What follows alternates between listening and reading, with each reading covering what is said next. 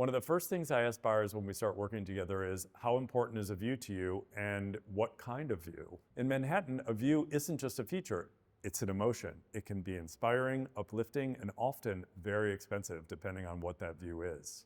Central Park views, for example, can add anywhere from a 10 to 40% premium on an apartment in any particular building. River views are also in demand, but Central Park views, especially along Fifth Avenue and Central Park West, where you get your stretch of green, definitely command a premium. It also doesn't hurt that many of these apartment buildings along Fifth and Central Park West are in top-tier white glove buildings that offer you any and every kind of service imaginable to cater to every single one of your needs. Even Skyline views, midtown, downtown, or anywhere from the city can add some real value to an apartment. But here's the thing, not everybody needs, wants, or can justify paying for a view. Some people can't afford it. I've sold dozens of apartments with nothing but courtyard views, and the buyers love them for their natural light, their layout, or their rational floor plan.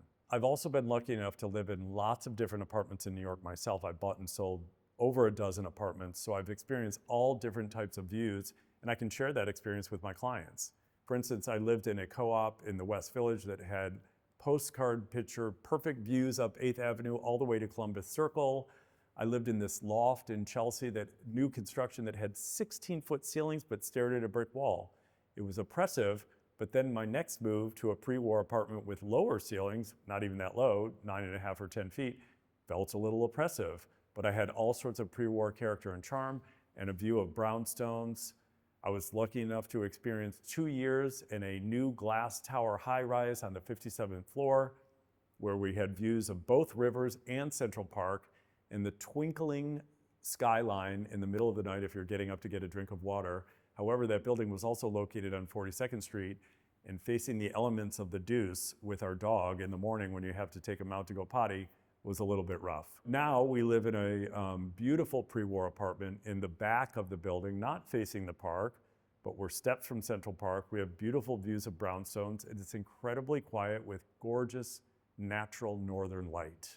So how important is a view to you? Well, it depends. For some, it's a must-have. For others, space, layout, light, and location matter much more. And that's the beauty part of Manhattan. The definition of luxury is very personal. My advice to you, let's get crystal clear on what's most important to you. Is it a view? Is it light? Is it location? Is it a layout? Or is it a mixture of some or all of those? So once we figured that all out, let's find the space that truly delivers the feeling of home to you, whether that's a skyline view, a great location, or the quiet hush of a hidden courtyard. Let's work together and find that perfect space.